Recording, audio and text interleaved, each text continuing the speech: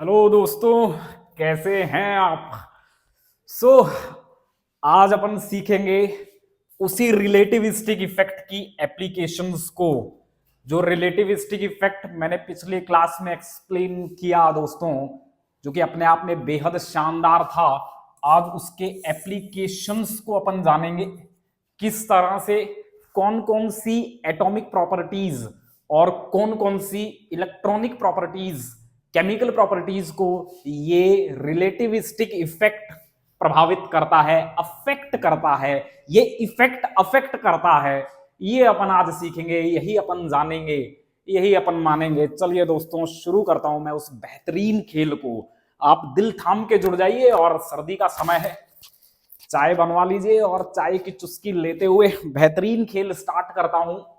Direct relativistic effect मैंने explain किया था, जिसमें मैंने आपको बताया था कुछ नहीं होता। सिंपल रिलेटिविस्टिक इफेक्ट में मैंने एक्सप्लेन किया ही हुआ हूं, फिर से मैं थोड़ी सी जानकारी आपको दे देता हूं दोस्तों, थोड़ी सी जानकारी आप ले लीजिए। कुछ नहीं होता, सिंपल ये आपका न्यूक्लियस है, ये न्यूक्लियस है और न्यूक्लियस के अराउंड इलेक्ट्रॉन रोटेट कर रहा है, चक्कर काट रहा है। कोई दिक्कत नहीं, बस मैं बहुत छोटी सी बात बोलूंगा, बहुत कम में मैं आपको एक्सप्लेन कर दूंगा। दोबारा सुन लीजिए, रिकैप्चुलेशन कर देते हैं इसका। ये इलेक्ट्रॉन इस न्यूक्लियस के अराउंड चक्कर काट रहा है, लेना देना इसकी वेलोसिटी से है, वेलोसिटी। और जैसे ही इसकी वेलोसिटी कंपेरेबल होगी किसके, वेलोसिटी ऑफ लाइट के, स्पीड ऑफ लाइट के, जैसे ही इसकी वेलोसिटी लाइट के स्पीड के आसपास होगी तो फिर ऐसे में इस इलेक्ट्रॉन के मास बढ़ जाएंगे, इस इलेक्ट्रॉन का मास ऑफ इलेक्ट्रॉन बढ़ने लगेगा। और जैसे ही मास ऑफ इलेक्ट्रॉन बढ़ते हैं तो फिर ऐसे में, मैंने आपको पिछले वाले क्लास में बताया था, मास और रेडियस का इनवर्स रिलेशन होता है, मैंने आपको बताया था। या फिर आप सिंपल सीधे भी कह सकते हैं, बहुत आसानी से एक बात और भी कह सकते हैं, मास बढ़ने लगेगा। और ये मास कैसे बढ़ रहा था, वो जो इक्वेशन अपन ने लिखवाई थी यार, इक्वेशन जो मैंने लिखी थी, rest mass V square upon C square, ये वाला, जैसे जैसे ये बढ़ने लगेगा, ये वेलोसिटी बढ़ने लगेगी, तो ये डिनोमिनेटर जीरो की तरफ अप्रोच करेगा। और डिनोमिनेटर अगर जीरो जाएगा तो फिर ऐसे में मास इनफाइनाइट की तरफ अप्रोच करेंगे, यही बोला था मैंने। तो जैसे जैसे मास इसके बढ़ते हैं ना, वेलोसिटी बढ़ने के साथ जैसे जैसे मास बढ़ेगा, तो फिर ऐसे में ये जो ग्रेविटेशनल अट्रैक्शन है, ग्रेविटेशनल अट्रैक्शन है, ये बढ़ने लगेगी, बढ़ने लगेगी, बढ़ने लगेगी, जिसकी वजह से 1s ऑर्बिटल जो होते हैं, जितनी पास इलेक्ट्रॉन होगा, 1s इलेक्ट्रॉन न्यूक्लियस के जितनी पास होगा, वो उतनी ही तेजी से एक्सेलरेट करेगा, तेजी से एक्सेलरेट करेगा, क्योंकि न्यूक्लियस उसे अपने में गिराना चाहता है और वो गिरना नहीं चाहता। वो सेंट्रीफ्यूगल फोर्स बढ़ा के, सेंट्रीफ्यूगल बाहर आउटवर्ड फोर्स बढ़ा के अपने आप को इस सर्कुलर ऑर्बिट में बरकरार रखना चाहता है, इसलिए वो अपनी वेलोसिटी को बहुत तेजी से बढ़ाएगा। और तेजी से बढ़ाएगा तो फिर मास भी बहुत तेजी से बढ़ेंगे, और उस मास की वजह से भी अट्रैक्शंस बढ़ते हैं, ग्रेविटेशनल पुल बढ़ता है उस इलेक्ट्रॉन पर, और उसकी वजह से रेडियस घटते हैं। रेडियस घटेंगे तो 1s या फिर 2p के कॉन्ट्रैक्शन होंगे, यही मैंने कहा था, यही डायरेक्ट रिलेटिविस्टिक इफेक्ट था। और इसके इनडायरेक्ट इफेक्ट आपको बाहर के वैलेंस के 4f पे दिखे थे, ये डायरेक्ट रिलेटिविस्टिक इफेक्ट था। अरे ये कॉन्ट्रैक्शन डायरेक्ट रिलेटिविस्टिक इफेक्ट था। और इन्हीं के इफेक्ट, इन्हीं की इंक्रीज्ड शील्डिंग पावर, इसी की इंक्रीज्ड शील्डिंग पावर की वजह से, न्यूक्लियर शील्डिंग की वजह से, जो वैलेंस के 4f हैं, वैलेंस के 4f हैं या फिर 5d हैं, ये एक्सपेंड कर जाते हैं, एक्सपेंड कर जाते हैं। इनको इनडायरेक्ट रिलेटिविस्टिक इफेक्ट बोलते हैं। ये एक्सपेंड कर जाते हैं और साथ में इनके इनके इनके जो छोटे भाई हैं 6s और 6p 1/2, ये कॉन्ट्रैक्ट कर जाते हैं, क्योंकि अगर वो एक्सपेंड कर गए तो उनकी शील्डिंग पावर बर्बाद होगी, उनकी इनपरफेक्ट शील्डिंग होगी, वो न्यूक्लियर शील्डिंग और बर्बाद करेंगे क्योंकि वो और डिफ्यूज हो गए, तो फिर ये और फिर से कॉन्ट्रैक्ट कर जाएंगे, ये वैलेंस वाले कॉन्ट्रैक्ट कर जाएंगे। इसी को आप कहते थे, इन दोनों को मिला के आप कहते थे इनडायरेक्ट रिलेटिविस्टिक इफेक्ट। और अंत में स्पिन ऑर्बिट कपलिंग मैंने बताया था। स्पिन ऑर्बिट कपलिंग हैवियर्स में क्या होता है, हैवियर एलिमेंट्स में क्या होता है, हैवियर एलिमेंट्स में कुछ नहीं होता सर। जे जो होता है ना, जे, ये गुड क्वांटम नंबर होता है, गुड क्वांटम नंबर, ये गुड क्वांटम नंबर है। यहां पर क्या होगा, यहां पर angular quantum number, angular orbital motion और स्पिनिंग मोशन का कपलिंग हो जाएगी, उनका कोलाबोरेशन हो जाएगा और ऐसे में एक नया क्वांटम नंबर जे बनेगा। और ये जो जे होता है इसकी दो वैल्यूज हो सकती हैं, क्योंकि स्पिन की एमएस की दो वैल्यू होती है, एमएस दो वैल्यू रख सकता है, +1 -1 +½ -½ सॉरी। तो यहां पर L +½ -½ ये वैल्यू हो सकती है जे की। और इस वजह से क्या होगा, इस वजह से आपके जो नॉन जीरो ऑर्बिटल हैं, L नॉन जीरो ऑर्बिटल, ये दरअसल स्प्लिट कर जाएंगे, स्प्लिट कर जाएंगे, स्प्लिट कर जाएंगे। ये एक लो एनर्जी का ये बनेगा और एक हाई एनर्जी का ये बनेगा। और इनकी जो मल्टीप्लिसिटी होगी, ये लो एनर्जी है, लो एनर्जी, और ये हाई एनर्जी है, हाई एनर्जी है, हाई एनर्जी। ठीक है, इनकी मल्टीप्लिसिटी जो होगी वो सिंपल कुछ नहीं है, 2J+1 होता है। ये इतने इलेक्ट्रॉन होल्ड कर सकते हैं, ये सब मैंने एक्सप्लेन किया था, यही सब मैंने एक्सप्लेन किया था। ये थे रिलेटिविस्टिक इफेक्ट्स 3 तरह के, ये मैंने एक्सप्लेन कर दिए थे। चलिए अब अपन इनकी एप्लीकेशंस पढ़ेंगे, एप्लीकेशंस पढ़ेंगे, इनकी एप्लीकेशंस पढ़ेंगे। तो दोस्तों अपन ने क्या क्या देखा, अपन ने देख लिया डायरेक्ट रिलेटिविस्टिक इफेक्ट में जो कोर के बिल्कुल जो न्यूक्लियस के बगल में गड़े हुए 1s ऑर्बिटल हैं या 2p ऑर्बिटल हैं, वो जो कि न्यूक्लियस के बेहद करीब हैं, जबरदस्त पेनिट्रेशन कर रहे हैं न्यूक्लियस को, कोर को जबरदस्त पेनिट्रेशन कर रहे हैं, न्यूक्लियस के बेहद करीब हैं, उनकी वेलोसिटी बहुत तेजी से बढ़ती है, वो जबरदस्त कॉन्ट्रैक्ट करते हैं। ये हमने डायरेक्ट में देखा। और ये जो वैलेंस वाले हैं, ये भी इम्परफेक्ट शील्डिंग की वजह से ये भी स्टेबलाइज हो जाते हैं, ये अपन ने डायरेक्ट में देखा था। और ये अपन इनडायरेक्ट रिलेटिविस्टिक इफेक्ट, जिसमें 4f का, 5d का, 5f का, 6d का, ये क्या है, ये 5d सीरीज में, 5d सीरीज या फिर लेंथेनाइड सीरीज में है। ये लेंथेनाइड सीरीज में, लेंथेनाइड +3 लिखने की जरूरत नहीं है, लेंथेनाइड। और ये क्या है सर, ये 6d सीरीज अगर कभी बनेगी तो वो उसमें, और फिर एक्टेनाइड्स। समझ में आया आपको? अरे आपको समझ में आया क्या? आपको समझ में आया क्या? आपको समझ में आया?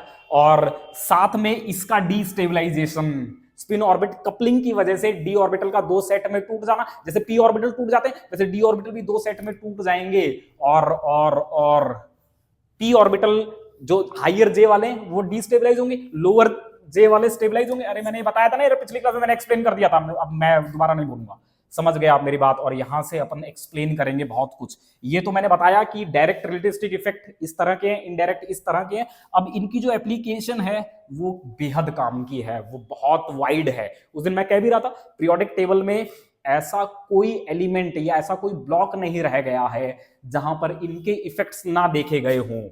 ऐसा कोई ब्लॉक नहीं है पूरे पीरियोडिक टेबल में, ऐसा कोई ब्लॉक नहीं है जहां पर रिलेटिविस्टिक इफेक्ट नहीं देखे गए हों या फिर इनके प्रभाव नहीं होते हों, कोई भी इनसे अछूता नहीं है। तो चलिए दोस्तों, अब अपन चर्चाएं करेंगे किन किन प्रॉपर्टीज पर ये अफेक्ट डालते हैं, किस किस को ये प्रभावित करते हैं। तो उसमें सबसे ऊपर आता है इलेक्ट्रॉनिक कॉन्फ़िगरेशन। इलेक्ट्रॉनिक कॉन्फ़िगरेशन से डायरेक्ट लेना देना है रिलेटिविस्टिक इफेक्ट का। करेंगे इस पर चर्चा, इसी पर चर्चा करेंगे। जैसे मान लीजिए अगर मैं आपको मैं कहूं 3D सीरीज तो अपन जानते हैं, 3D सीरीज तो अपन जानते ही हैं। इसकी अगर इलेक्ट्रॉनिक कॉन्फ़िगरेशन की बात करूं तो क्या होता है सर, 3DN है, 4s2 है। ये क्या है? जनरल इलेक्ट्रॉनिक कॉन्फ़िगरेशन है, it is general electronic configuration. अगर मैं कहूं 4D सीरीज की क्या है भैया, जनरल इलेक्ट्रॉनिक कॉन्फ़िगरेशन, और अगर आपने ऐसा लिख दिया तो आप तुरंत बर्बाद हो जाएंगे। अगर आपने ऐसा लिख दिया 4D 5s2, अगर आपने ऐसा लिख दिया इसकी जनरल इलेक्ट्रॉनिक कॉन्फ़िगरेशन, तो आप तुरंत बर्बाद हो जाएंगे। इसकी जनरल इलेक्ट्रॉनिक कॉन्फ़िगरेशन ये नहीं होती, it is not like that, ये नहीं होती। इसकी जनरल इलेक्ट्रॉनिक कॉन्फ़िगरेशन या तो ये होती है या फिर ये होती है, ये होती है, ये इसकी जनरल इलेक्ट्रॉनिक कॉन्फ़िगरेशन होती है, ये याद रखिएगा। और अगर अपन 5D सीरीज में आ जाएं तो भैया कमाल ही हो जाता है। 5D सीरीज में अगर आप आ जाएंगे तो क्या हो जाएगा, 5DN 6s2। ओहो सर 6s2 तो होना ही चाहिए, क्योंकि आप ही तो कह रहे हैं कि रिलेटिविस्टिक इफेक्ट में हो क्या रहा है, डायरेक्ट रिलेटिविस्टिक इफेक्ट में हो क्या रहा है, अंदर वाले बहुत ज्यादा स्टेबलाइज हो रहे हैं, और उसी के चलते 4f 5d डीस्टेबलाइज हो रहे हैं, 4f 5d डीस्टेबलाइज हो रहे हैं, 4f 5d डीस्टेबलाइज हो रहे हैं। ये डीस्टेबलाइज हो रहा है, इसकी शील्डिंग पावर बकवास हो रही है, ये डिफ्यूज हो जा रहा है, ये इम्परफेक्ट शील्डिंग कर रहा है, जिसकी वजह से इस पर न्यूक्लियर अट्रैक्शन बढ़ रहे हैं, न्यूक्लियर अट्रैक्शन बढ़ रहे हैं और ये फिर से स्टेबलाइज हो रहा है। तो फिर ये 2 इलेक्ट्रॉन s में ही रहना चाहेंगे, 6s में ही रहना चाहेंगे, तो ये इनकी जनरल इलेक्ट्रॉनिक कॉन्फ़िगरेशन होती है। और क्या हो सकती है, और ये भी हो सकती है 5dn6s1, ये भी हो सकती है। आया आपको समझ में, आया आपको समझ में? देखिए अंतर है, अंतर, ये 0 है 0, जबकि यहां पर s में कभी भी 0 नहीं होगा, क्योंकि s तो बहुत ज्यादा कॉन्ट्रैक्टेड है, बहुत स्टेबलाइज्ड है इनडायरेक्ट रिलेटिविस्टिक इफेक्ट की वजह से, इसलिए s में हमेशा इलेक्ट्रॉन देखने को मिलेगा। आप कंपेयर भी कर सकते हैं इलेक्ट्रॉनिक कॉन्फ़िगरेशन 4d और 5d की। आया आपको समझ में? चलिए एक एक बात मैं सिलसिलेवार तरीके से रखूंगा। ये है इलेक्ट्रॉनिक कॉन्फ़िगरेशन, आया आपको समझ में? चलते हैं अगला, इलेक्ट्रॉन एफिनिटी। ओ हो, जबरदस्त प्रभावित करता है इलेक्ट्रॉन एफिनिटी को रिलेटिविस्टिक इफेक्ट। और अभी तो मैं कुछ ऐसी कमाल की बात भी आपको बोल दूंगा, आप पागल हो जाएंगे, पागल ही हो जाएंगे आप, इतनी जबरदस्त बात भी बोलूंगा, सुनते जाइए आप तो मेरी एक एक बात को बस दिल थाम के सुन लीजिए, मैं तो बहुत कमाल की बात कर रहा हूं। इलेक्ट्रॉन एफिनिटी, मान लीजिए इलेक्ट्रॉन एफिनिटी क्या होती है? इलेक्ट्रॉन लेने की औकात, इलेक्ट्रॉन लेने, कितना आसानी से इलेक्ट्रॉन ले ले, वही तो है यार, कोई न्यूट्रल एटम कितनी आसानी से अपने वैलेंस में इलेक्ट्रॉन ले ले, बहुत बढ़िया। अगर अपन 11 ग्रुप की बात करें, 11th ग्रुप की बात करें, तो 11th ग्रुप में कौन आता है सर? कॉपर, सिल्वर, ओहो, गोल्ड, ऐसा ही है, ऐसा ही तो है, ऐसा ही है, ठीक है।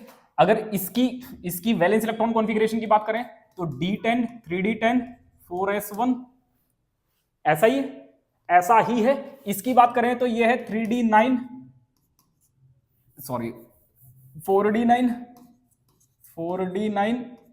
5s1, और अगर इसकी बात करें तो ये है, या फिर इसको 10 करते हैं, मुझे एग्जैक्ट मुझे ध्यान नहीं है, और खैर अपने काम की भी नहीं अभी है।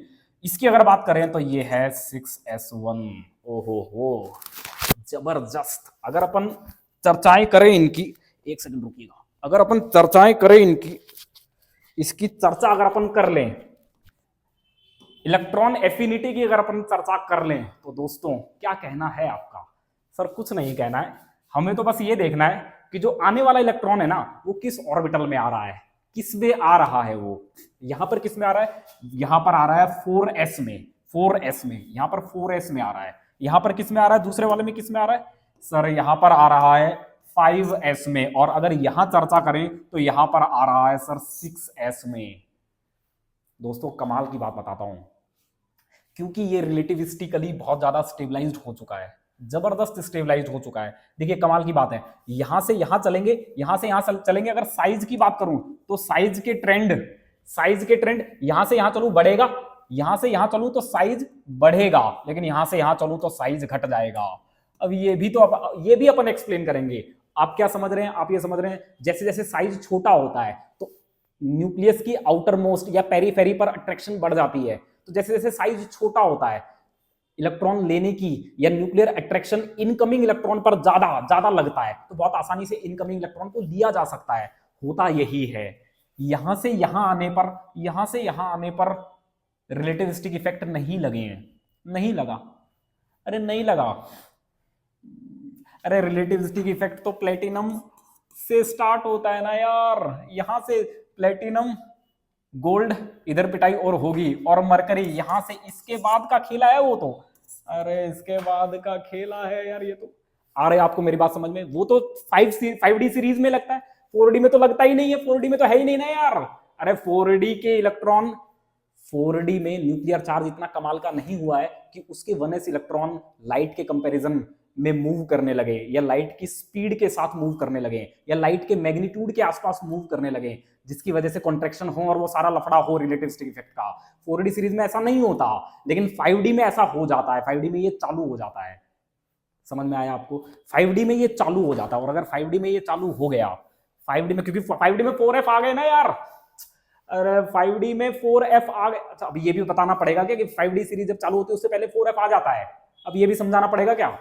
समझ गए आप मेरी बात? तो यहां पर क्या है, यहां पे रिलेटिविस्टिक इफेक्ट लगने चालू हो चुके हैं, क्योंकि इसके अंदर कोर में 4f है, इसके अंदर कोर में 4f14 वाला है खेल, न्यूक्लियर चार्ज इतना हो चुका है, इतना बढ़ चुका है न्यूक्लियर अट्रैक्शन कि अब इस पर डायरेक्ट अट्रैक्शन जबरदस्त है। ये जबरदस्त स्टेबलाइज्ड है, जबरदस्त स्टेबलाइज्ड। और अगर ये जबरदस्त स्टेबलाइज्ड है, एक बात ये जबरदस्त स्टेबलाइज्ड है क्योंकि न्यूक्लियर अट्रैक्शन कमाल के हैं, क्योंकि ये बर्बाद हो चुके हैं, ये दोनों अपना काम करने में बिल्कुल भी कामयाब नहीं है, क्योंकि ये दोनों बहुत बर्बाद से हो गए, ये रद्दी टाइप के हो गए, क्योंकि ये बहुत ज्यादा डिफ्यूज नेचर के हो गए, क्योंकि ये एक्सपेंड कर चुके हैं, क्योंकि बहुत ज्यादा डिफ्यूज्ड हैं। तो फिर ऐसे में ये अपना काम न्यूक्लियर फील्ड लाइंस को रोकने का जो इनका काम है उसमें नाकामयाब हैं, और ऐसे में 6s पे जबरदस्त अट्रैक्शन हो रही है।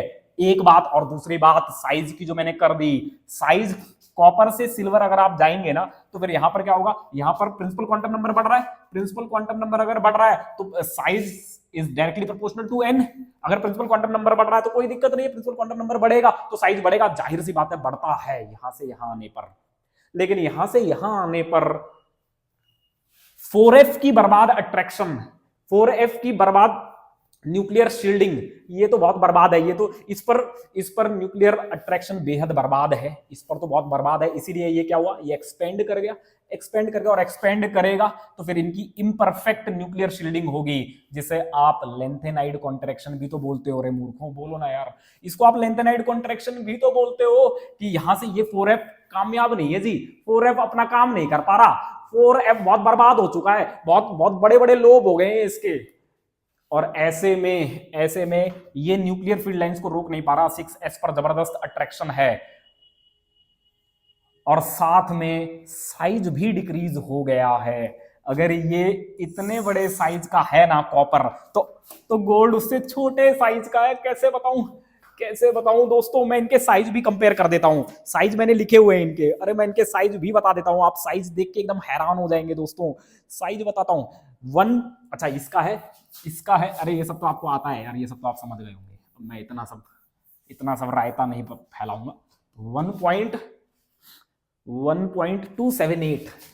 278 एंगस्ट्रॉम, 1.444 करके 445 एंगस्ट्रॉम, और 1.442, ओहो 442, वाह, साइज डिक्रीज हो गया।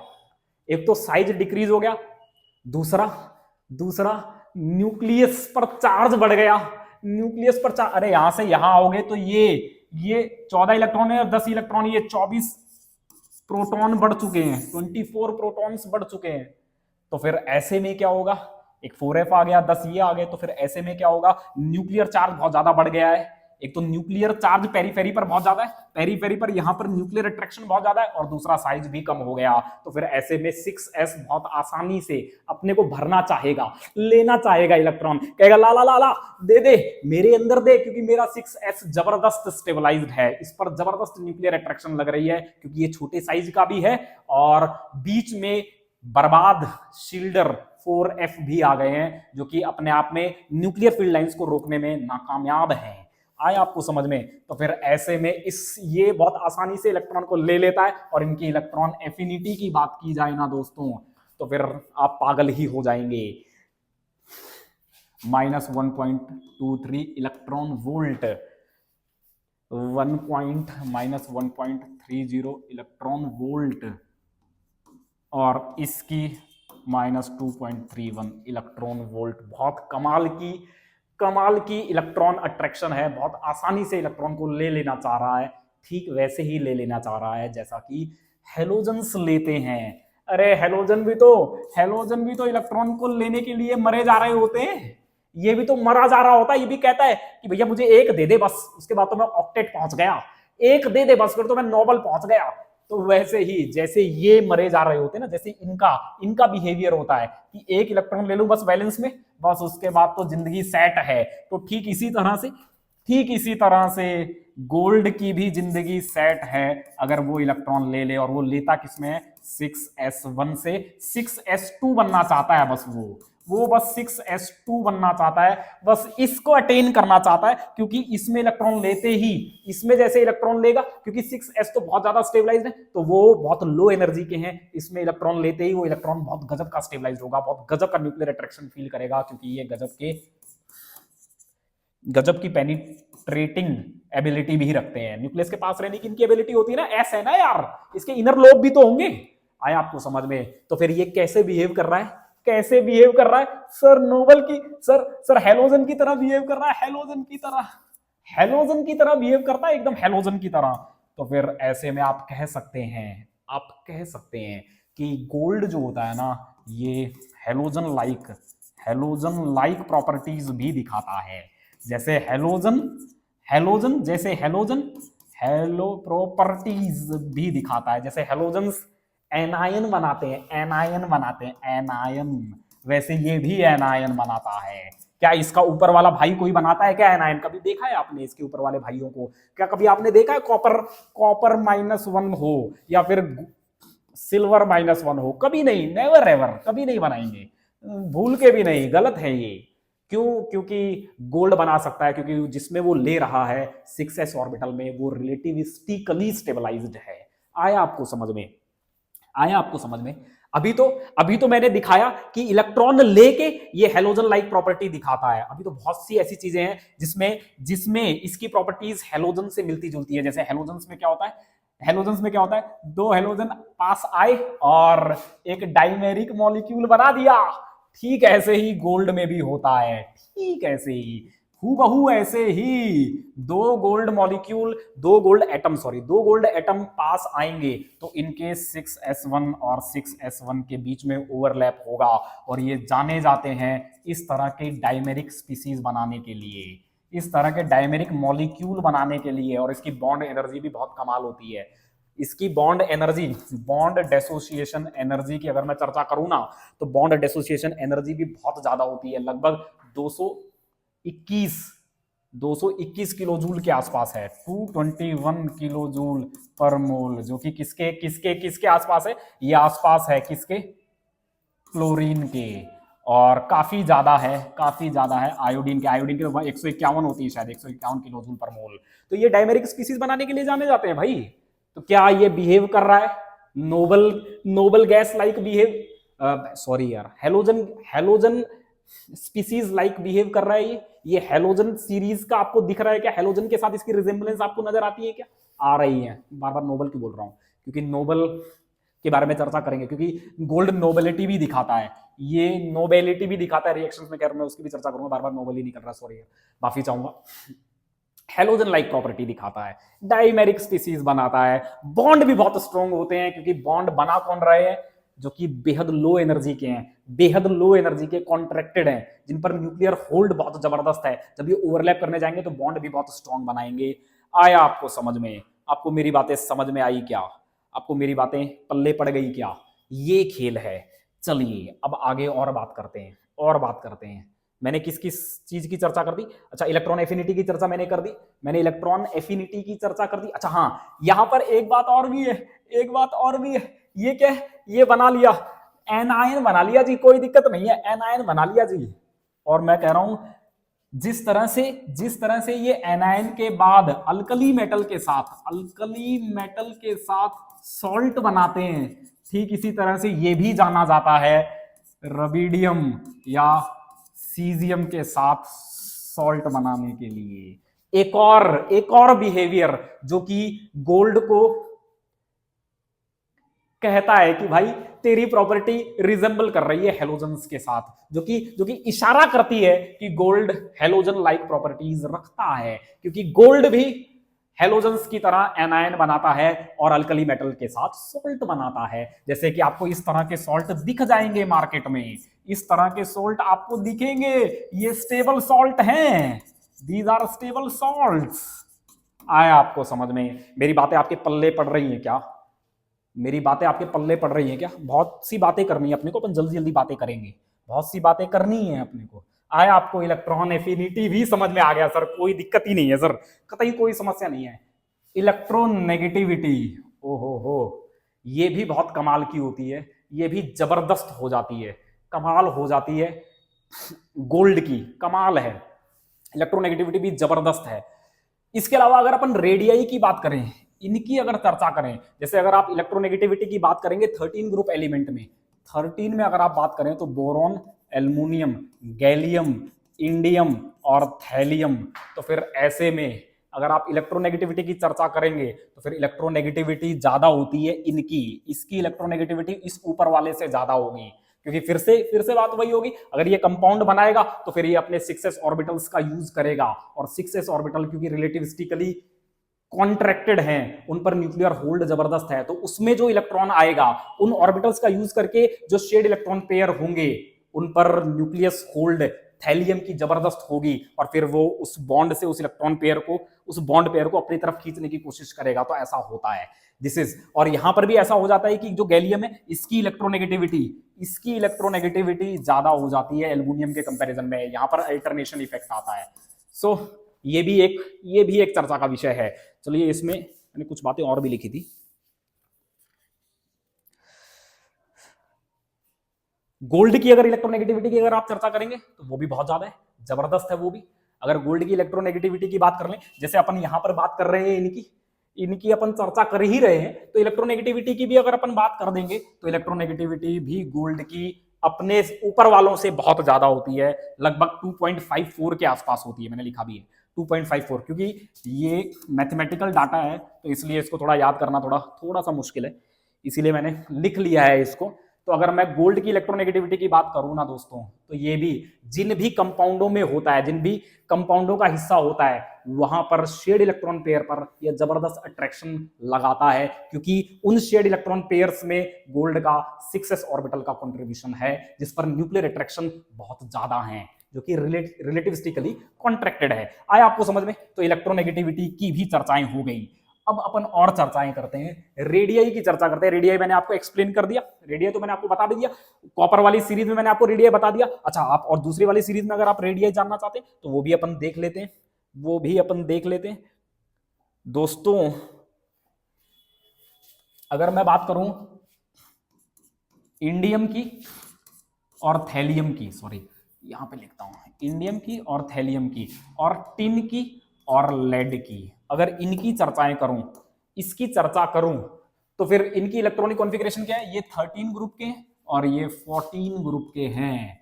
और चर्चाएं की जाएं तो दोस्तों मैंने आपको बताया था हैवियर एलिमेंट्स में जो पी ऑर्बिटल होते हैं, जो वैलेंस पी होता है, वैलेंस पी, ये स्प्लिट करता है, दो टुकड़ों में टूट जाता है, दो टुकड़ों में टूटता है, एक हाफ होता है और एक np3/2 होता है, यही होता है, जिसमें इसका जो रेडियस होता है, रेडियस ऑफ np हाफ बहुत कम होता है, very very small than radius of np3/2। ये अपन चर्चा कर चुके हैं। ये क्या है? ये रिलेटिविस्टिकली कॉन्ट्रैक्टेड है और उस पर न्यूक्लियर अट्रैक्शन बहुत कम होते हैं, बेहद कम होते हैं, जो कि मैंने बिस्मथ के केस में डिस्कस भी किया था। इनके बीच का एनर्जी गैप भी मैंने डिस्कस किया था, इनके बीच में जो रेडियस डिफरेंस है वो भी मैंने डिस्कस किया था, 21 पिकोमीटर के आसपास होता है, और इनमें जो एनर्जी डिफरेंस होते हैं वो भी मैंने डिस्कस किए थे, 21.8 पिकोमीटर का, मेरे को एग्जैक्ट वैल्यू याद नहीं, आप पिछली वाली वीडियो में देख लेना। तो ये मैंने आपको बताया था। तो फिर ऐसे में अगर आप देखें तो फिर यहां पर अगर आप इलेक्ट्रॉनिक कॉन्फ़िगरेशन लिखेंगे इसकी, तो फिर ये हो जाएगा 6s2 और 6p हाफ, एक इलेक्ट्रॉन, और इसकी अगर चर्चा करेंगे तो ये हो जाएगा 6s2 6p हाफ, 2 इलेक्ट्रॉन, यही होगा, ऐसा ही होगा, अरे यही होगा। इसमें 2 इलेक्ट्रॉन मैक्सिमम आ सकते हैं, 2 इलेक्ट्रॉन मैक्सिमम, इसके अलावा जो 4 रह गए वो 6p 3/2 में चले जाएंगे। तो फिर इन दोनों की अगर चर्चा करें तो यहां पर क्या हो रहा है? यहां पर सर देखा जाए तो यहां पर क्या है? यहां पर है 5s2 5p1, 5s2 5p2। देखा जाए तो सिंपली अगर आप देखें तो यहां पर अगर मैं इनकी साइज की बात करूं तो यहां पर क्या है? यहां पर प्रिंसिपल क्वांटम नंबर 5 है, यहां प्रिंसिपल क्वांटम नंबर 6 है, वैलेंस को अगर देखा जाए, लेकिन ये रिलेटिविस्टिकली कॉन्ट्रैक्टेड है। तो फिर जैसे ही आप गैलियम से इंडियम उतरते हैं तो जितना साइज डिफरेंस आया है, मतलब 4p1 से 5p जाने पर जितना साइज का डिफरेंस आया है, क्योंकि वहां पर तो बीच में 4f नहीं थे, यहां बीच में 4f आ गए हैं, तो फिर ऐसे में इन पर न्यूक्लियर अट्रैक्शन बेहद कमाल के हैं, डायरेक्ट रिलेटिविस्टिक इफेक्ट से ये जबरदस्त स्टेबलाइज्ड है, कमाल के स्टेबलाइज्ड है। तो फिर जितना साइज डिक्रीमेंट यहां आया था, आप उतना ही यहां पर भी एक्सपेक्ट कर रहे होंगे, लेकिन दोस्तों उतना नहीं होता। यहां पर एक एप्रिशिएबल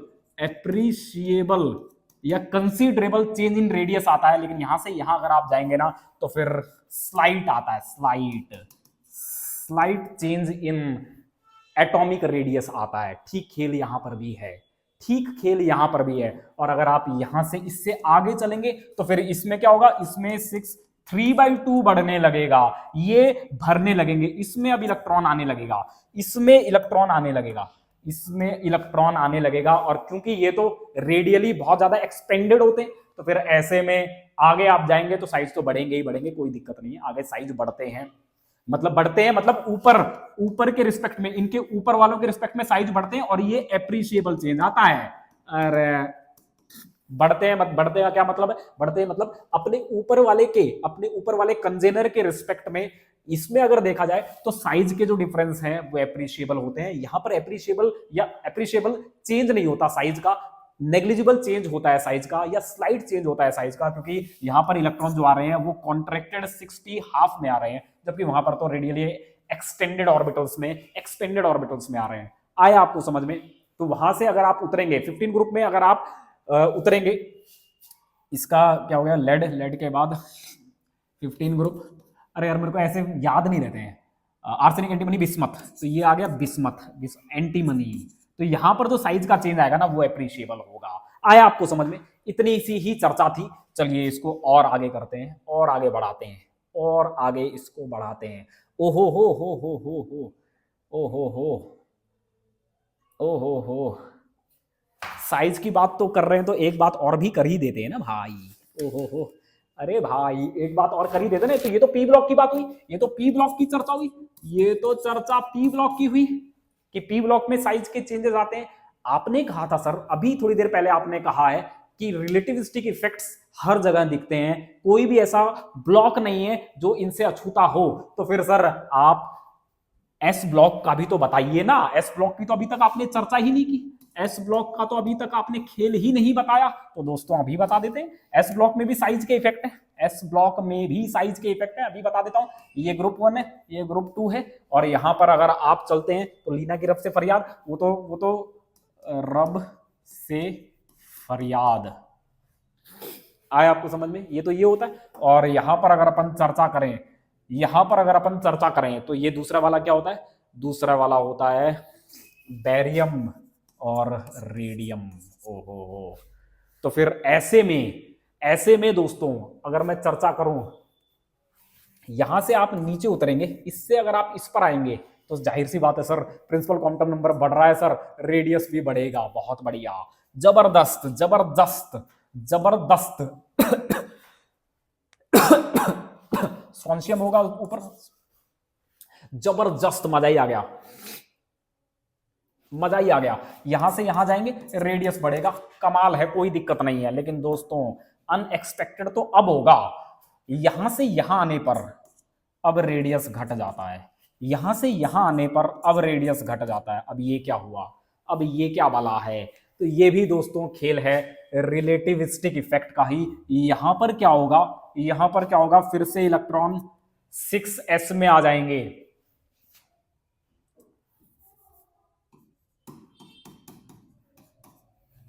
क्या है, 1s 2s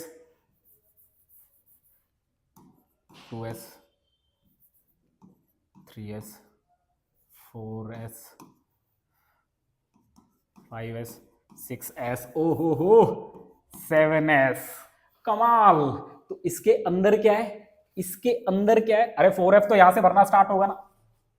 ओहो हो, तुम्हें यही नहीं पता कि 6s यहां पे भी लिख रहा है, तो इसके अंदर सर 4f आ गए। अबे मूर्खों, 4f तो यहां से भरना स्टार्ट होगा ना, इसके बाद 4f आएगा यार। अबे ये भी बताना पड़ेगा क्या? अब 4f तो यहां से भरना स्टार्ट होगा। अच्छा यहां पर 6s आ गया, तो सर यहां 6s आ गया ना, तो 4f तो है ही, तो कॉन्ट्रैक्शन तो यही हो जाना चाहिए था। अबे तुम यही सोच रहे हो, तुम्हारे दिमाग में यही बात है कि जैसे ही 6s दिखा तो उससे पहले तो 4f भर लिए। अबे 4f तो 6s के बाद भरेगा। अरे लेंथेनाइड सीरीज तो यहां से चलेगी, बेरियम के बाद स्टार्ट होती है लेंथेनाइड सीरीज यार। अब ये भी बताना पड़ेगा क्या? तुम तो गजब ही मूर्ख हो यार। अब हाँ, तो क्या हुआ, यहां तक अभी तक 4f नहीं आया है, यहां पर 4f के इफेक्ट, 5d के इफेक्ट आ चुके हैं। ओहो हो, इसमें यहां से 6s से 7s जाने में, ग्रुप 1 में अल्कली मेटल्स में यहां पर आपको 4f 5d के इफेक्ट दिखेंगे। यहां पर भरा है, यहां से यहां आने पर भरा, यहां से यहां आने पे नहीं भरा, यहां से यहां आने पर भरा और यहां से यहां आने पर भरेगा, तो इनके इफेक्ट दिखेंगे, इनके इफेक्ट दिखेंगे। तो 6s1 स्टेबलाइज्ड है, स्टेबलाइज्ड, जबरदस्त स्टेबलाइज्ड है, स्टेबलाइज्ड। कौन? 7s1, sorry 7s1, sorry 7s1 जबरदस्त स्टेबलाइज्ड है इसमें, इस फ्रेंसियम में जबरदस्त स्टेबलाइज। और अगर जबरदस्त स्टेबलाइज हुआ तो फिर सर, अगर जबरदस्त, अगर इस पर न्यूक्लियर अट्रैक्शन कमाल की हुई, तो फिर ऐसे में इससे यहां जाने में, यहां से यहां आने में, यहां से यहां आने में 4f 5d तो भरा, और साथ में और क्या भर गया सर? 6p6b तो भर गया। अरे इसके साथ 6p6b तो भर जाएगा। अरे गोल्ड वाले सीरीज की जो चर्चा हो रही है, गोल्ड वाले सीरीज की जो चर्चा हो रही है, इसके आगे जो बात चलेंगे तो फिर 6p भी तो भर जाएगा पी ब्लॉक में, और फिर आप 7s पर उतरेंगे, ये आप उतर गए, और ये सारे भरे हुए हैं न्यूक्लियस पर charge, nuclear attraction, atomic number इतना ज्यादा हो चुका है, जेड की वैल्यू इतनी ज्यादा हो चुकी है, न्यूक्लियर चार्ज जेड इफेक्टिव इतना ज्यादा हो चुका है कि 7s1 जबरदस्त स्टेबलाइज्ड है, खूब स्टेबलाइज्ड है, कमाल का मजा है इसके पास। समझ रहे हैं आप मेरी बात? और इस पर अगर कमाल का न्यूक्लियर होल्ड है, तो फिर ऐसे में यहां से यहां जाने में साइज डिक्रीज कर जाते हैं, और यही खेल यहां से यहां पर भी होता है। तो फिर ऐसे में 7s1 और 7s2 पर डायरेक्ट रिलेटिविस्टिक इफेक्ट लगता है, और उसकी वजह से साइज ऑफ फ्रेंसियम जो होता है ना, ये कम होता है साइज ऑफ सीजियम से। साइज ऑफ रेडॉन जो होता है ना, रेडॉन, रेडियम, मुझे यार याद नहीं रहता यार, ये सब नाम वाम याद नहीं रहते मुझे। साइज ऑफ रेडियम जो होता है वो कम होता है इसके ऊपर बड़े वाले भाई से, बेरियम से। समझ गए आप मेरी बात? आपको मेरी बातें समझ में आई? और मैं इसका डाटा भी दे देता हूं, मैंने डेटा लिखा हुआ है इसका। 269 है और 266 है, 269 है और 266 है, और ऊपर वाला सर 313 है, 313 है, और वो 322 है। ओहो, आया आपको समझ में? तो ये रिलेटिविस्टिक इफेक्ट आपको एस ब्लॉक में भी देखने को मिलेंगे। इसके साथ साथ अरे सर साइज दिख गया, तो साइज के साथ एक प्रॉपर्टी और भी तो जुड़ी होती है, और वो होती है आयनाइजेशन एनर्जी। उसकी तो आपने चर्चा ही नहीं की, उसकी भी चर्चा कर दीजिए ना सर उसकी भी तो चर्चा कीजिए ना, आयनाइजेशन एनर्जी की भी चर्चा कर दीजिए। इसकी भी चर्चा चलिए स्टार्ट कर देते हैं, वहीं पर स्टार्ट कर देता हूं। अगर साइज की बातें आपको समझ में आ गई हो, तो फिर आपको आयनाइजेशन एनर्जी की वैल्यूज भी समझ में आ गई होंगी। अगर मैं यहां पर बात करूं सीजियम और फ्रेंसियम की, और यहां बात करूं बेरियम और रेडियम की, तो फिर फर्स्ट आयनाइजेशन की एनर्जी की वैल्यू भी आपको समझ में आ गई होगी, साइज आपको समझ में आ ही गया, तो फिर आयनाइजेशन एनर्जी भी आपको समझ में आ जाएगी। मैं दोनों की आयनाइजेशन एनर्जी लिख देता हूं 3.89। ओहो, बड़े साइज का है, और जैसे ही साइज छोटा होता है, न्यूक्लियर होल्ड जबरदस्त होता है आउटर मोस्ट पर, तो फिर ऐसे इलेक्ट्रॉन बहुत आसानी से नहीं निकलते, उनको निकालने के लिए हाई एनर्जी चाहिए, तो फिर आयनाइजेशन एनर्जी बढ़ेगी। ले बेटे, हो गया, आया आपको समझ में? और साथ ही अगर मैं इनकी चर्चा करूं, तो फिर ये हो जाएगा 5.21, और ये हो जाएगा 5.28। आया आपको समझ में? आपको मेरी बातें गले उतर गई क्या? आपको ये बातें समझ में आ गई क्या? आ गई आपको मेरी बातें समझ में? तो आयनाइजेशन एनर्जीज का भी खेल हमने खेल दिया है। आ गई आपको मेरी बातें समझ में? आपको मेरी बातें समझ में आ गई क्या? आपको मेरी बातें समझ में आ गई क्या? चलिए सर, ये सब तो ठीक है, आप तो हमें एक बात और बता दीजिए। आप हमें सर एक बात और बताइए। आपने यहाँ आयनाइजेशन एनर्जी का जिक्र कर दिया, आप गोल्ड वाले में भी कर लीजिए ना, आयनाइजेशन एनर्जी का जिक्र कर लेते हैं गोल्ड वाले में। गोल्ड वाला कोई हमारा रिश्तेदार थोड़ी है, उसमें भी कर देंगे, वो कोई नया नवेला थोड़ी है, उसकी भी चर्चाएं कर देंगे यार, उसमें क्या दिक्कत है? उसकी भी मैं चर्चा कर दूंगा। अगर आयनाइजेशन एनर्जी की बात करें, तो मेरे को क्या करना है? मेरे को इन दोनों इलेक्ट्रॉन्स को निकाल के फेंकना है बाहर। फेंक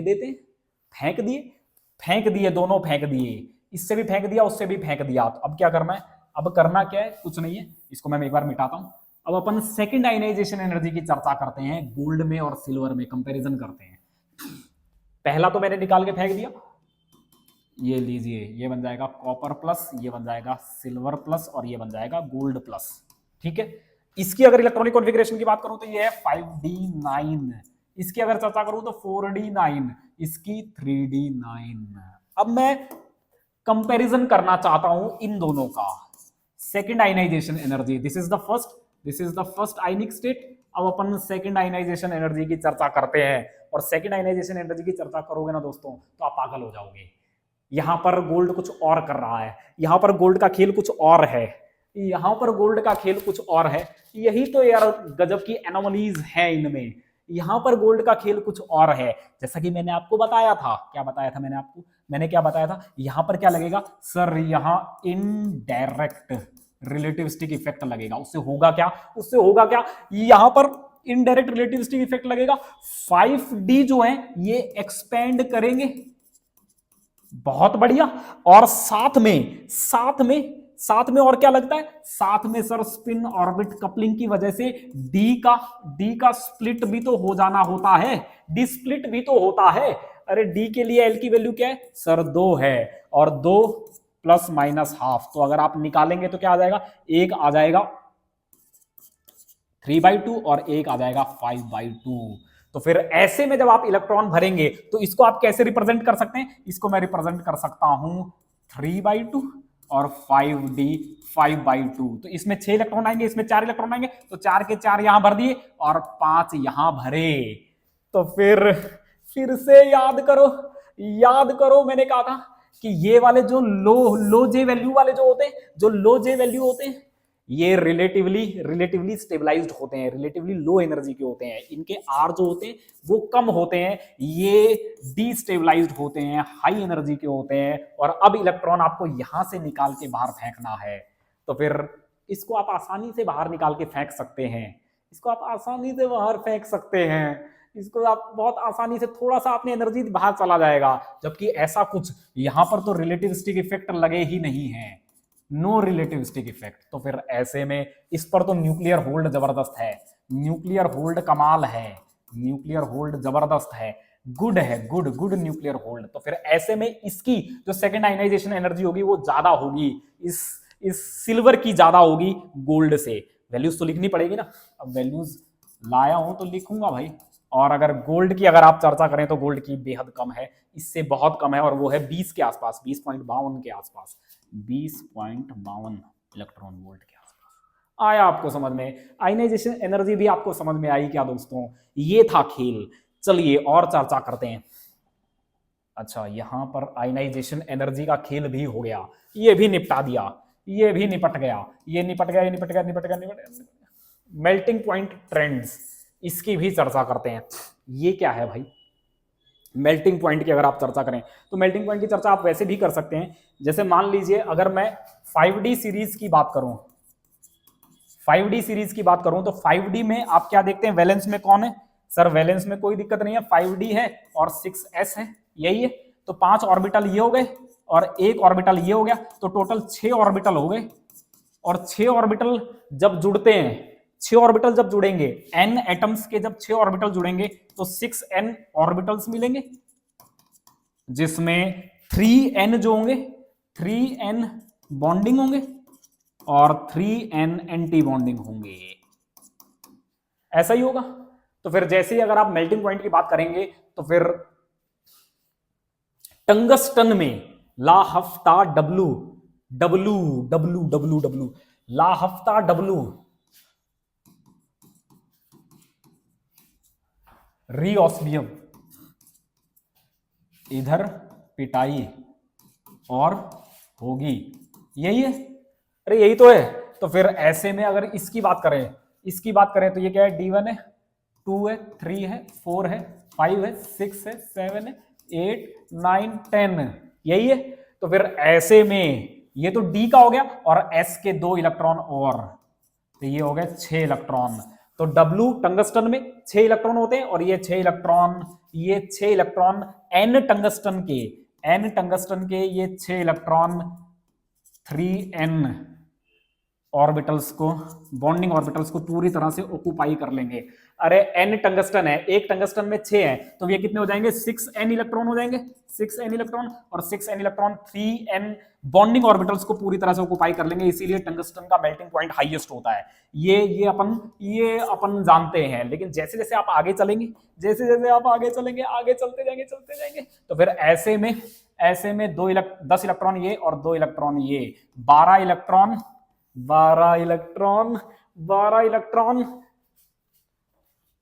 3 बॉन्डिंग और 3 एंटी बॉन्डिंग 6 ऑर्बिटल्स को पूरी तरह से ऑक्यूपाई कर देंगे। तो फिर ऐसे में जो बॉन्ड ऑर्डर आएगा वो 0 आ जाएगा। और इसी वजह से मरकरी जो होता है ना, मरकरी ये रूम टेम्परेचर पर मोनो एटॉमिक होता है, मोनो एटॉमिक, ये बॉन्ड ही नहीं बनाता। आया आपको समझ में? अरे सारे बॉन्डिंग और एंटी बॉन्डिंग ऑर्बिटल फिल हो गए तो फिर बॉन्ड बनाएगा नहीं, बॉन्ड ऑर्डर तो 0 हो गया। और अगर बॉन्ड ऑर्डर 0 हो गया तो फिर ऐसे में ये नोबल गैसेस की तरह बिहेव करते हैं। इसीलिए कहा जाता है mercury behave as noble gas, दोनों तरह से, क्योंकि ये मोनो एटॉमिक है। एक तो ये मोनो एटॉमिक है, रूम टेम्परेचर में मोनो एटॉमिक है, और दूसरा क्या है, दूसरा ये तो इसकी फिजिकल प्रॉपर्टी होगी, और दूसरा जो कि मैच करती हुई इसकी प्रॉपर्टी है वो इसकी केमिकल प्रॉपर्टी। और वो किस वजह से है सर? वो तो रिलेटिविस्टिक इफेक्ट की वजह से है, क्योंकि इसकी वैलेंस इलेक्ट्रॉनिक कॉन्फ़िगरेशन 6s2 हो जाएगी और ये जबरदस्त स्टेबलाइज्ड 5d10 6s2 हो जाएगी। और ये जबरदस्त स्टेबलाइज्ड रिलेटिविस्टिकली स्टेबलाइज्ड ऑर्बिटल है। इसके बाद ये इलेक्ट्रॉन नहीं लेना चाहेगा। जैसे नोबल गैस अगर लेगा तो किसमें लेगा तो हाई एनर्जी इसमें लेगा, रिलेटिवली हाई एनर्जी इसमें लेगा, तो इसमें नहीं लेना चाहता, ये इसी में रहना चाहता है। इसी वजह से ये नोबल भी है और ठीक वैसे ही बिहेव करता है जैसा कि नोबल गैसेस करती हैं। आया आपको? ये स्यूडो नोबल गैस है, स्यूडो नोबल गैस। आया आपको समझ में? तो ये मेल्टिंग पॉइंट के ट्रेंड थे। हाँ, अगर गोल्ड की बात करें तो गोल्ड में सारे एंटी बॉन्डिंग ऑर्बिटल नहीं भरेंगे, वहां पर क्या होगा? बॉन्ड ऑर्डर नॉन जीरो होगा और इसी वजह से वहां पर नेट बॉन्डिंग होगी। और इस वजह से इसके मेल्टिंग पॉइंट 1043 डिग्री सेल्सियस के आसपास होते हैं। मुझे एग्जैक्ट डाटा याद नहीं है, लेकिन ये तो भैया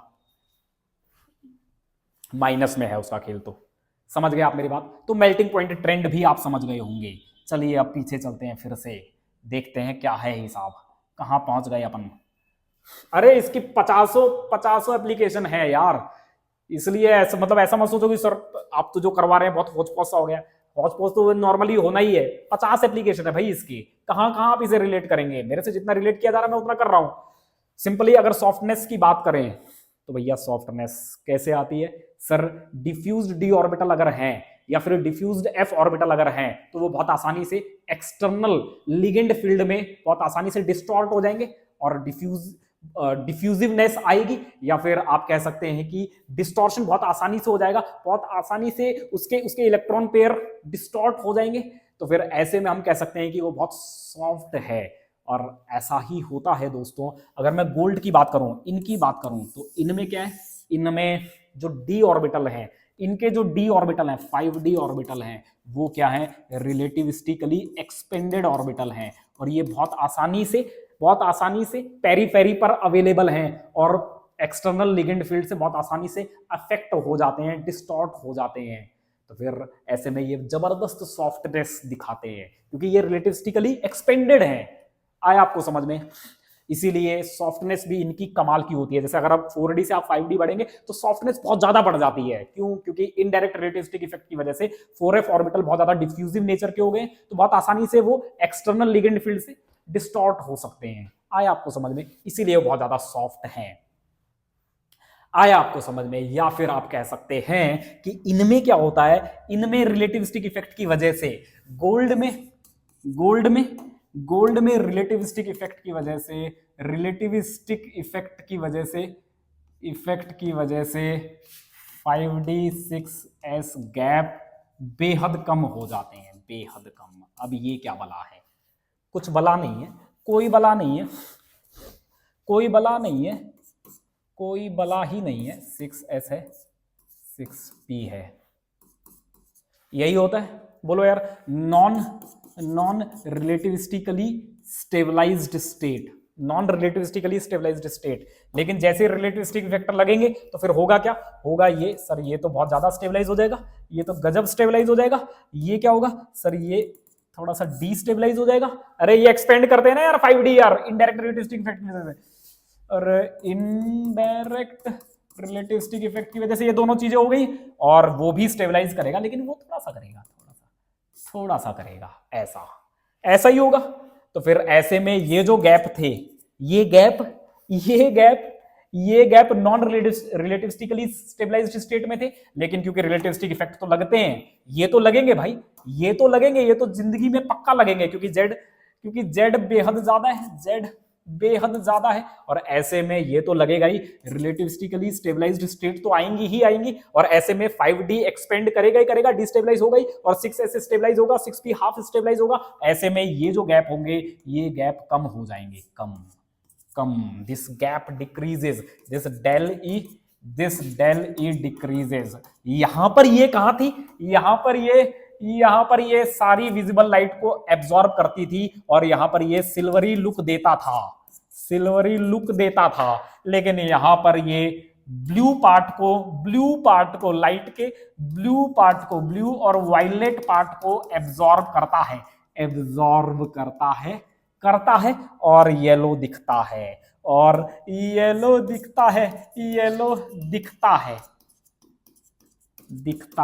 ओहो, आया आपको समझ में? तो फिर आपका दुश्मन है ये रिलेटिविस्टिक इफेक्ट आपका दोस्त नहीं है, दुश्मन है ये, दुश्मन।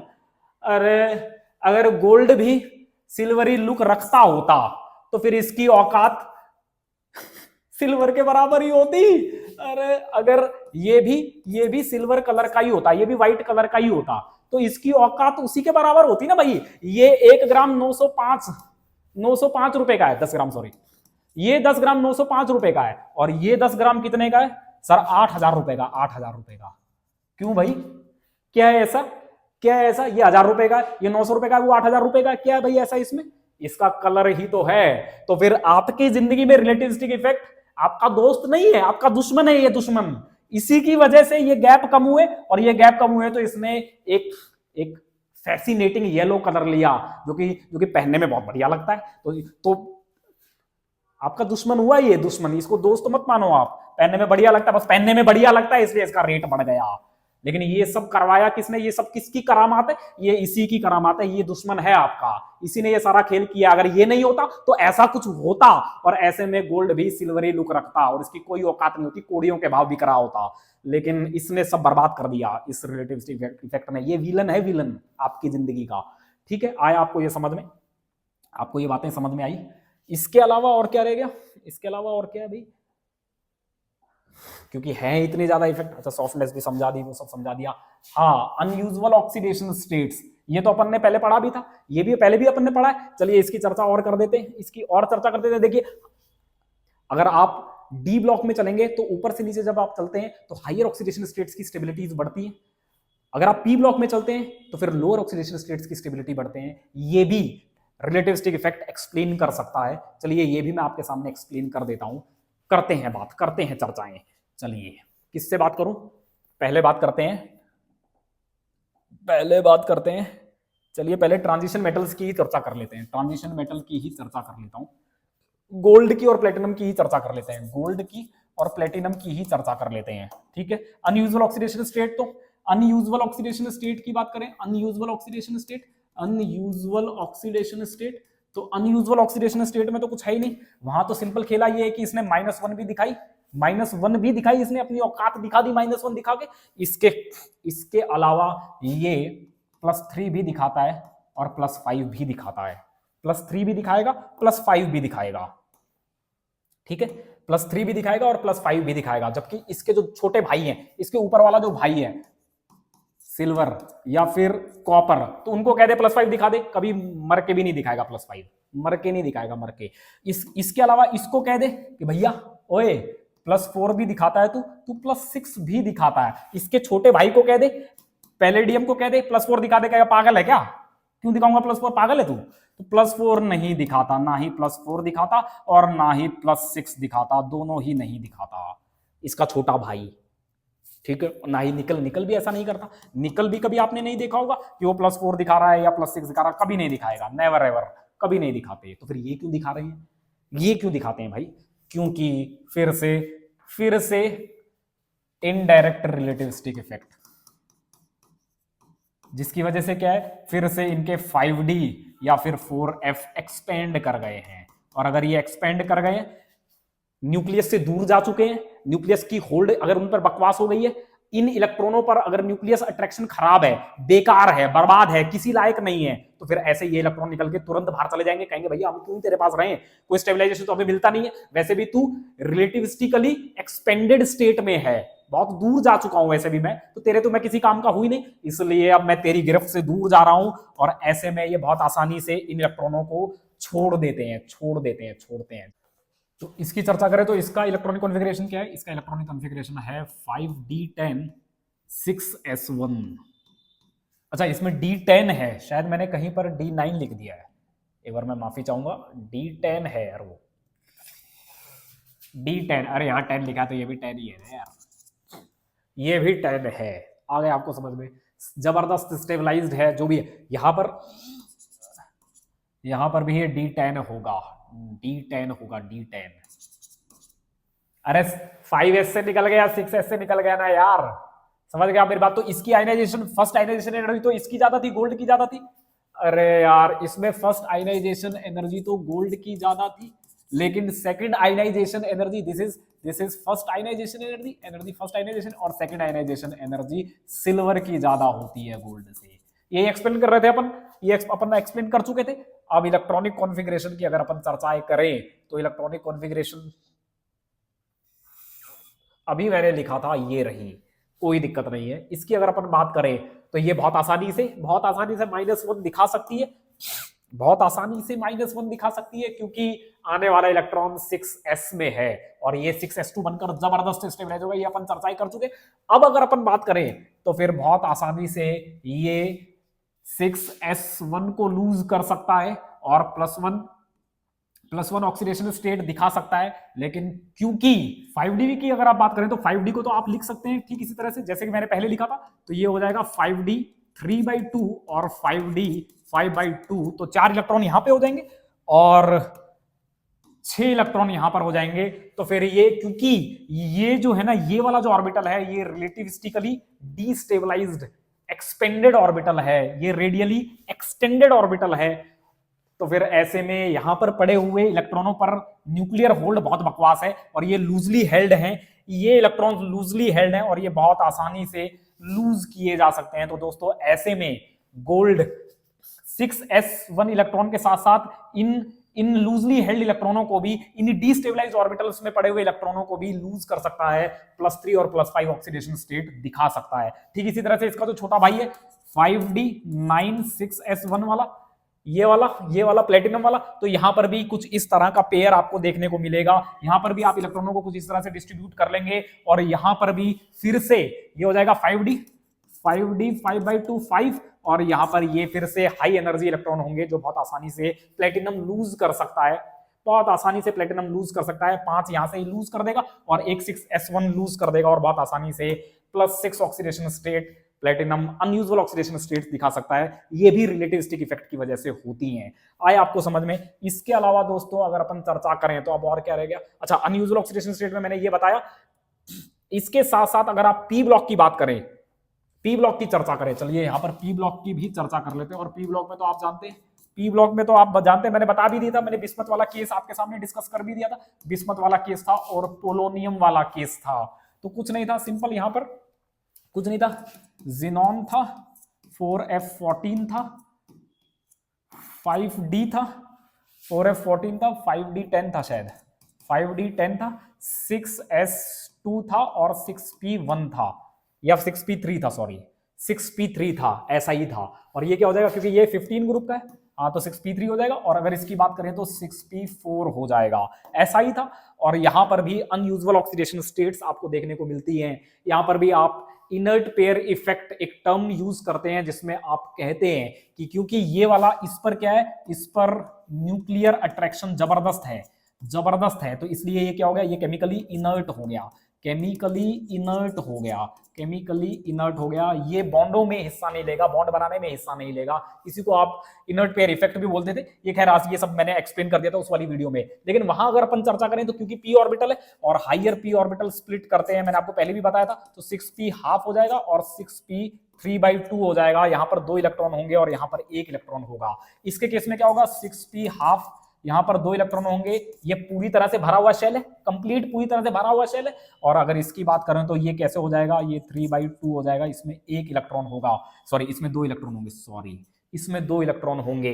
तो फिर ये कैसे बिहेव करेगा, ये वाली शेल तो क्या हो गई, ये वाली शेल तो इनडायरेक्ट रिलेटिविस्टिक इफेक्ट की वजह से स्टेबलाइज हो गई, ये तो स्टेबलाइज हो गई। अरे 6s और 6p हाफ तो स्टेबलाइज हो जाते ना, एक्स्ट्रा रह गया ये। इसी वजह से बिस्मथ जो होता है ना, बिस्मथ ये वाला जो इलेक्ट्रॉन होता है, ये इलेक्ट्रॉन बहुत आसानी से लूज कर जाता है और इसी वजह से बिस्मथ जो होते हैं ना, ये अल्कली मेटल की तरह भी बिहेव करने लगते हैं। ये अल्कली मेटल की तरह भी बिहेव करता है, it behaves like alkali metal, ये अल्कली मेटल की तरह भी बिहेव करता है। वहां थैलियम भी बिहेव करता था, क्यों, क्योंकि उसके केस में भी क्या होता था, उसके केस में भी देखिए मरकरी के केस में 6s2 हो जाता था और ये आता था 6p हाफ 1, ये थैलियम की बात कर रहा हूं। तो यहां पर भी क्या है, यहां पर भी ये नोबल कोर हो गई, ये नोबल कोर बन गई एक तरह से, ये तो जबरदस्त स्टेबलाइज हो गए। ये रिलेटिवली उतने स्टेबलाइज नहीं है। अरे मैंने दिखाया था ना यार, अबे मैंने गोल्ड के केस में भी दिखाया तो था, उसके कलर के केस में यार, जहां मैंने कॉन्ट्रैक्शन किया था। अरे यार तुम मूर्ख ही हो क्या। ये देखिए 6p उतना स्टेबलाइज नहीं हुआ है जितना 6s स्टेबलाइज हुआ है और इसी वजह से ये इलेक्ट्रॉन अभी भी हाई एनर्जी है, इसको लूज किया जा सकता है। इसीलिए थैलियम इस आउटर मोस्ट इलेक्ट्रॉन को छोड़ देता है और वो भी बिहेव करता है अल्कली की तरह ही। अरे बोलो ना यार, तुम आ रही है आपको मेरी बातें समझ में? मैं बहुत दिलचस्प बातें कर रहा हूँ आज, बहुत कमाल की बातें कर रहा हूँ। और ये हो गया, समझ गए आप मेरी बात? तो यहाँ पर ये क्या है, यहाँ पर इस इलेक्ट्रॉन को बहुत आसानी से लूज किया जा सकता है, ये हुई थैलियम की बात। यहां पर अगर अपन चर्चा करें तो भैया ये तो मैंने पहले भी बताया था, अगर अपन रेडियस की बात करें तो रेडियस में तो बहुत ज्यादा था 6p 3/2 का 6p 1/2 से।